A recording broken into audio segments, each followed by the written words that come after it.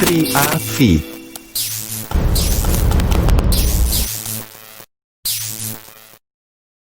Assalamualaikum warahmatullahi wabarakatuh.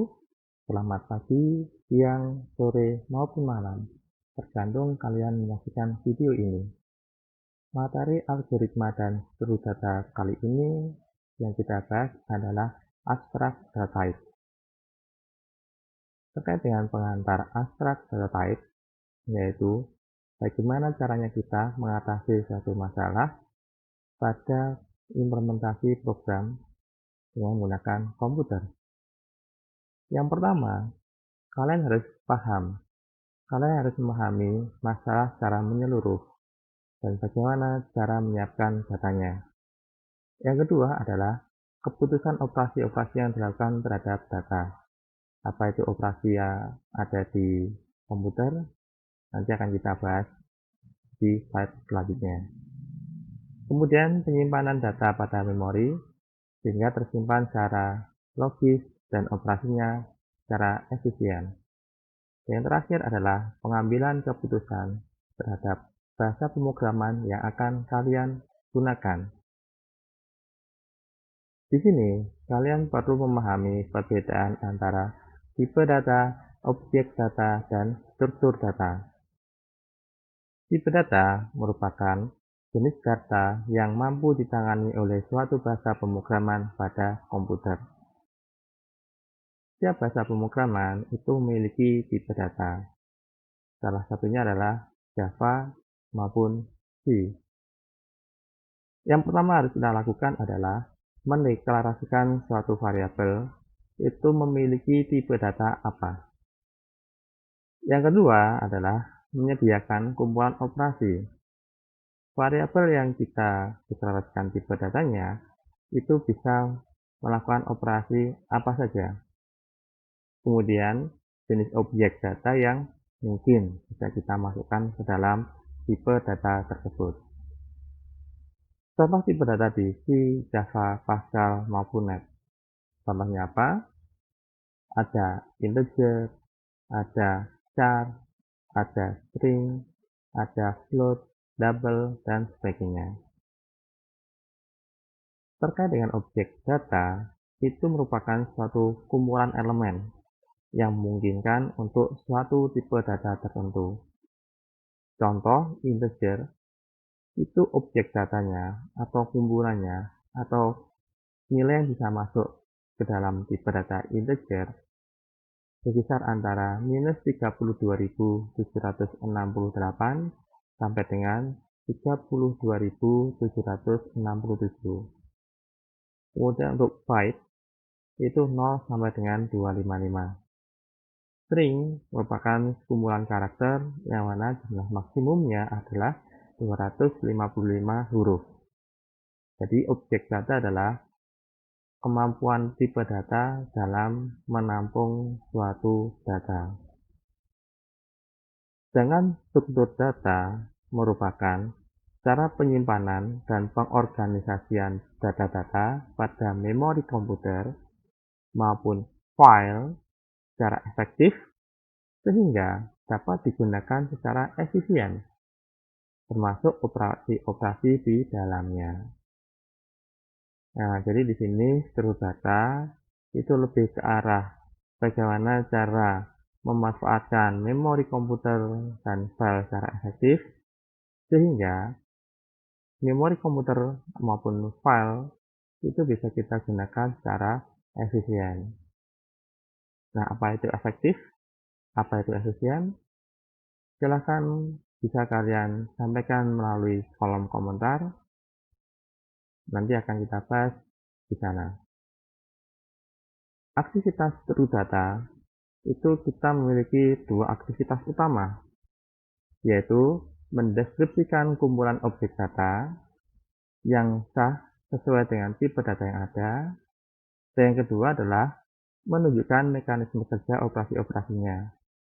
Sebagai contoh, integer itu kita bisa menggunakan plus, minus, kali, bagi, modulo, del, floor, kurang dari, lebih dari, tidak sama dengan, dan sebagainya.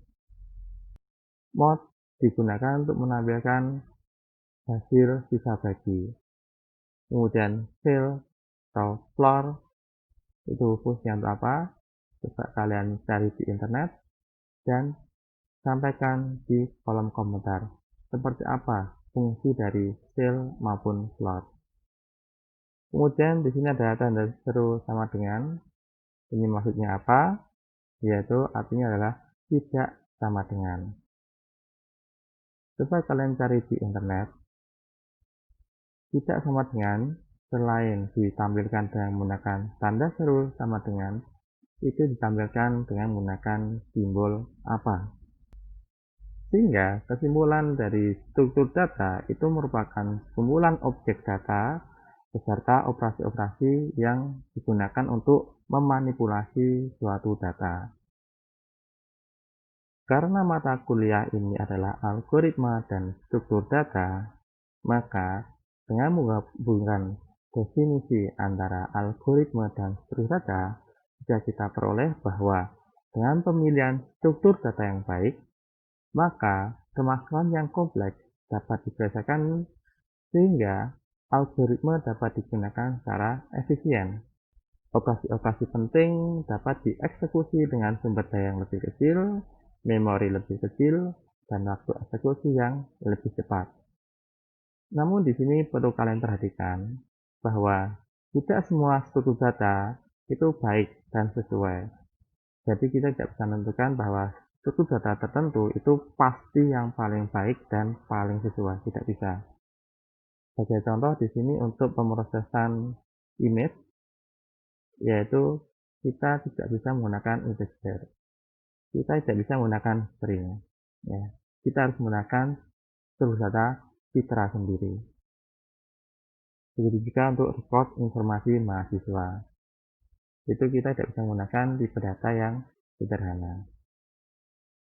Adapun struktur data sendiri itu ada dua macam, yaitu sederhana dan majemuk.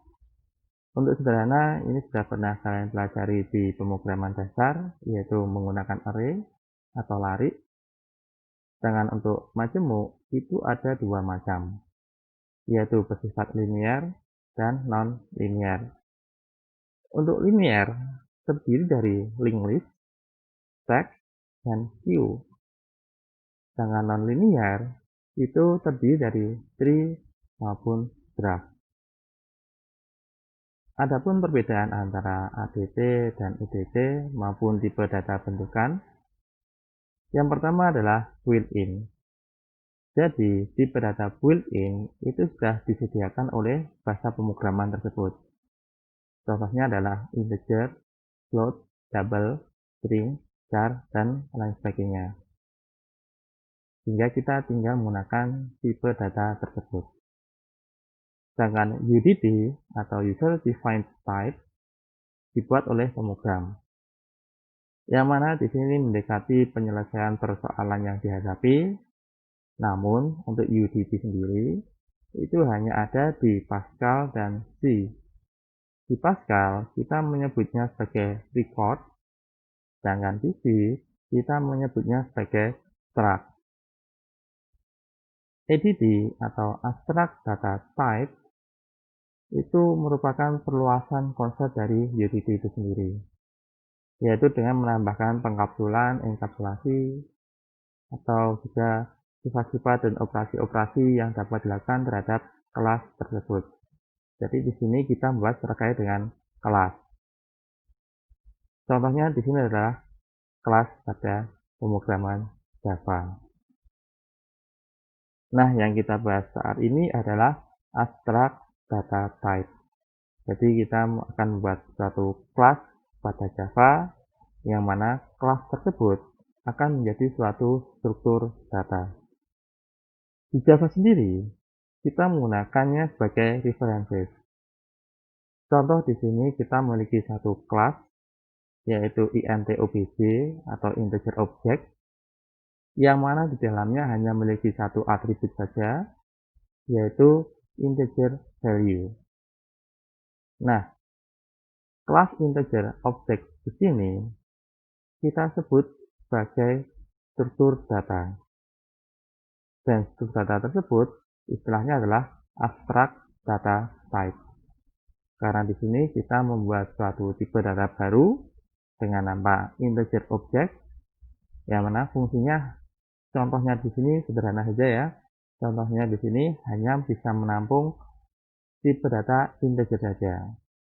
Meskipun nanti pada implementasinya kita bisa menambahkan atribut lain, atau mungkin bisa menambahkan jumlah atributnya, tidak hanya satu, bisa lebih dari satu. Dan atribut yang digunakan di sini tidak harus tipe data dasar atau tipe data built-in.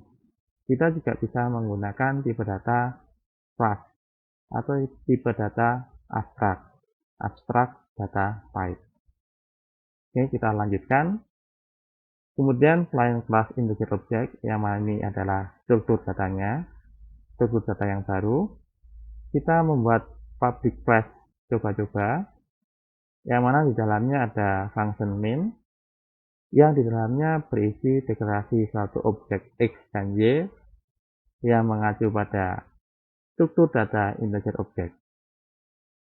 Kemudian ada pembuatan objek, dan seterusnya.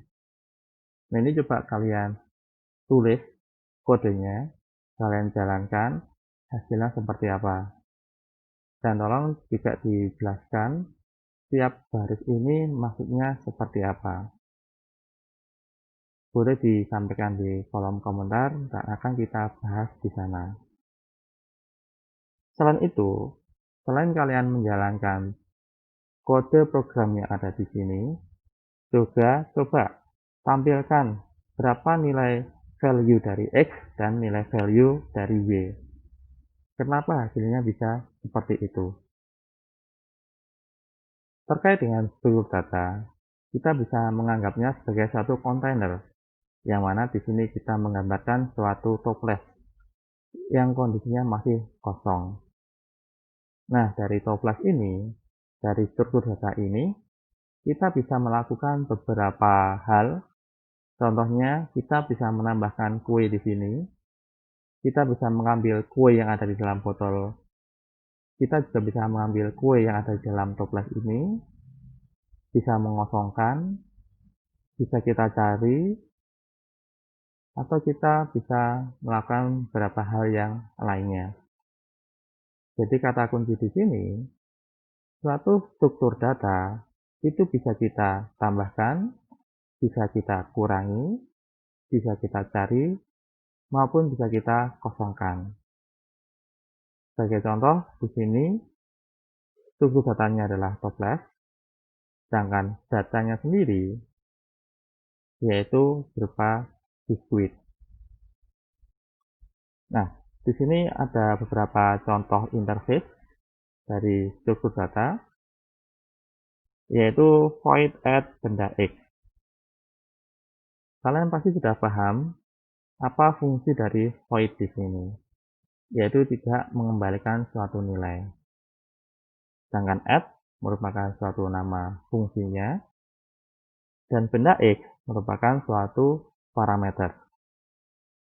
Di sini memiliki satu parameter, yaitu benda X. Benda merupakan tipe data bentukan, sedangkan X merupakan nama parameternya.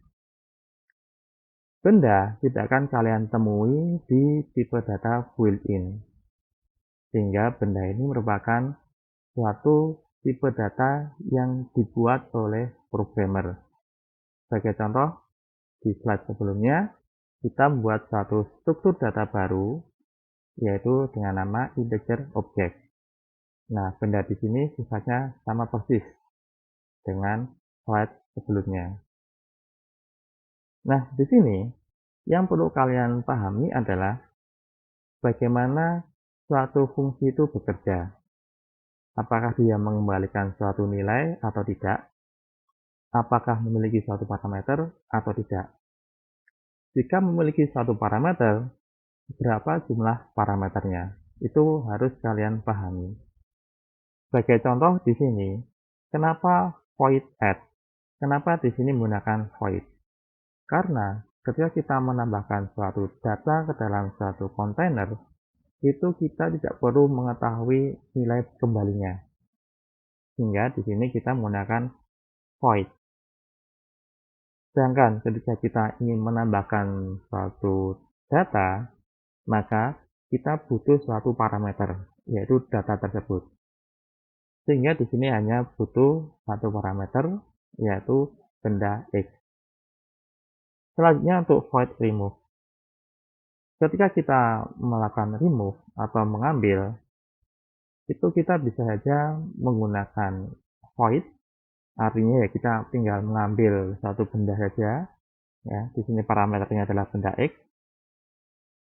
Kita hanya mengambil saja tanpa mengetahui kembaliannya, tanpa mengetahui benda yang kita ambil.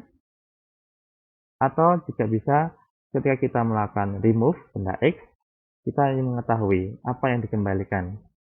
Bisa dalam bentuk jumlah data yang ada di dalam kontainer, atau mungkin untuk mengetahui benda yang kita ambil itu seperti apa.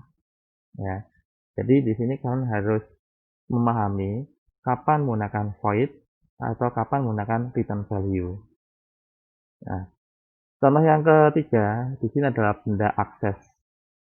Jadi di sini mungkin kalian sudah mulai paham bahwa fungsi dari interface yang ketiga ini adalah ketika kita ingin mengakses suatu benda X, kita ingin mengetahui benda X ini apa yang kita akses. Jadi kita memerlukan nilai kembalian dalam bentuk benda. Jika kita ingin membuat kosong, ya, ingin mengosongkan suatu kontainer, ya tinggal kita kosongkan saja, tidak usah mengetahui nilai baliknya, tanpa membutuhkan suatu parameter, sehingga di sini menggunakan void dan tanpa menggunakan parameter. Untuk contoh interface yang terakhir, is empty, yaitu mengetahui apakah kosong atau tidak. Karena di sini pertanyaannya adalah apakah kosong atau tidak, ya. Jadi jawabannya adalah ya atau tidak. Jadi nilai yang dikembalikan adalah boolean. Oke, ini adalah pengetahuan awal ya dari struktur data. Jadi kalian harus bisa memahami nilai yang dikembalikan itu seperti apa, apakah membutuhkan nilai kembalian atau tidak. Jika membutuhkan nilai kembalian, pastikan nilai yang dikembalikan itu adalah sesuai dengan apa yang diinginkan. Kemudian terkait dengan parameter, apakah membutuhkan parameter atau tidak. Jika membutuhkan, jumlahnya ada berapa. Setiap parameter memiliki tipe data seperti apa. Itu kalian harus memahami. Untuk ADT yang pertama, yaitu terkait dengan list, yang mana di sini merupakan kumpulan benda, yang mana setiap benda memiliki posisi. Jadi ini seperti array, ya. Setiap benda memiliki indeks. Contohnya di sini indeksnya adalah 1, 2, 3, 4. Nah, di sini kita bisa mengakses benda tersebut dengan menggunakan indeksnya. Jadi misal saya menginginkan benda ketiga atau mungkin benda ke-1, ya. Jadi kita bisa mengakses data di dalam list dengan menggunakan indeksnya. Di sini ada contoh interface dari suatu list. Ada void insert, yaitu kita ingin memasukkan data ke dalam list. Yang pertama adalah void insert, yaitu kita ingin menyisipkan suatu data. Apa yang kita sisipkan, yaitu benda X. Di mana kita sisipkan, yaitu misalkan setelah indeks kesekian. Sehingga untuk contoh interface yang pertama dari suatu list ini, dia membutuhkan dua parameter. Untuk append ini kita tinggal menambahkan data tanpa perlu mengetahui indeks, karena sifat dari append adalah menambahkan di akhir. Jadi misalkan di sini ada 4 data, kita melakukan append benda X, maka benda X otomatis letaknya ada di indeks kelima. Contoh yang ke-3 dan 4, ini saya rasa juga jelas ya. Kita menghapus berdasarkan dari indeksnya, atau kita hapus berdasarkan jenis bendanya. Misalkan di sini kita ingin menghapus indeks 1, ya berarti ini saja yang hilang. Atau mungkin kita ingin menghapus benda yang berwarna merah, maka 2 dan 4 akan hilang. Dan yang terakhir, get, kita ingin menginginkan data seperti apa, yaitu get berdasarkan dari indeks. Ketika kita mengambil data berdasarkan dari indeks, maka kita memerlukan nilai kembalian, yaitu dalam bentuk benda X. Contoh ADT yang kedua adalah stack. Apa itu stack?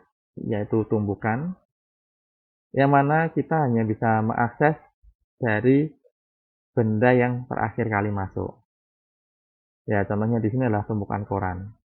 Ketika kita melakukan penumpukan ke suatu koran, maka koran yang bisa kita ambil adalah koran yang paling atas. Oke, di sini ada beberapa istilah ya. Ada push, yaitu kita menambahkan data ke dalam stack, dan pop itu mengambil data di dalam satu stack. Untuk indeks yang bisa kita lihat adalah indeks top. Jadi seperti yang sudah dijelaskan sebelumnya, bahwa stack kita hanya bisa mengakses indeks terakhir saja dari benda yang masuk.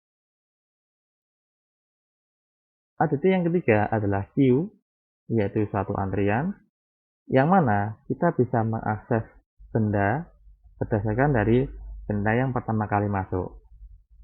Contohnya di sini adalah suatu antrian. Jadi ketika suatu antrian tersusun, maka yang bisa kita akses adalah orang yang ada di posisi paling depan. Ya, jadi orang yang pertama kali masuk, yaitu yang akan kita layani. Di sini ada beberapa istilah, yaitu NQ, kita menambahkan data ke dalam suatu queue atau antrian, dan DQ, yaitu kita akan mengeluarkan benda yang posisinya ada di paling depan. Ya, kita mengambil data dari queue atau antrian. Nah, yang bisa kita lihat adalah hanya bagian depannya saja, berbeda dengan stack. Kalau stack hanya berdasarkan dari nilai akhirnya, yaitu top. ADT yang ketiga adalah set, yaitu di sini tidak mengizinkan adanya duplikasi data. Ya, jadi tidak boleh ada data yang sama di dalam suatu set. Contohnya di sini adalah peserta kuliah, yaitu tidak ada mahasiswa yang mendaftar 2 kali atau lebih dari sekali dalam mata kuliah ASD ini dalam satu waktu. Ya, jadi tidak ada NIM yang nilainya sama. Dia harus unik. Berbeda dengan list. Kalau list masih diperbolehkan nilainya bisa duplikat. Untuk ADT berikutnya yaitu map. Di sini kata kuncinya adalah dia memiliki suatu nama atau key dan nilai atau value. Jadi kalau di array, namanya adalah indeksnya, sedangkan nilai ya value-nya. Tapi di sini untuk map, nama atau indeksnya itu tidak menggunakan angka, namun menggunakan suatu string. Yang mana key-nya atau nama dari map tersebut itu harus unik. Sama halnya dengan indeks di array, pasti tidak ada indeks yang sama. Indeksnya 0, 1, 2, 3, dan seterusnya. Tidak mungkin ada 0, 0, 1, 1, tidak mungkin. Jadi harus unik untuk key-nya. Sedangkan value-nya itu boleh saja sama. Ya, contohnya di sini, untuk namanya sama sekali tidak ada yang sama. Sedangkan value-nya masih ada yang sama. ADT berikutnya adalah priority queue. Ini merupakan satu queue yang memiliki prioritas, yaitu terus ada queue atau antrian yang tiap elemen data dapat memiliki suatu nilai prioritas. Fungsinya untuk apa? Yaitu apabila ada data yang memiliki nilai prioritas yang paling tinggi, maka data tersebut yang akan kita akses. Jadi bukan orang yang pertama kali antri itu yang kita akses, tapi selama orang yang mengantri misalkan sudah ada di urutan ke-5, kemudian dia memiliki prioritas paling tinggi, misalkan adalah pelanggan VIP, maka harus kita panggil terlebih dahulu. Ya, jadi dia memiliki prioritas lebih dibandingkan pelanggan yang lain. Nah, contoh yang lain di sini yang disebutkan adalah terkait dengan permintaan cetak. Misalkan di dalam suatu proses cetak ada dua proses cetak ya, yang pertama 100 halaman dan 1 halaman. Maka dokumen yang dicetak pertama kali adalah dokumen yang memiliki halaman paling sedikit. Nah, di sini nilai yang lebih kecil itu belum tentu memiliki prioritas lebih tinggi daripada nilai yang paling besar, tergantung permasalahannya. Oke, demikian dari penjelasan terkait dengan abstrak data type. Jika masih ada yang kurang jelas atau ingin ditanyakan, silakan sampaikan di kolom komentar. Ingat, jaga kesehatan, jaga imunitas. Terima kasih. Assalamualaikum warahmatullahi wabarakatuh.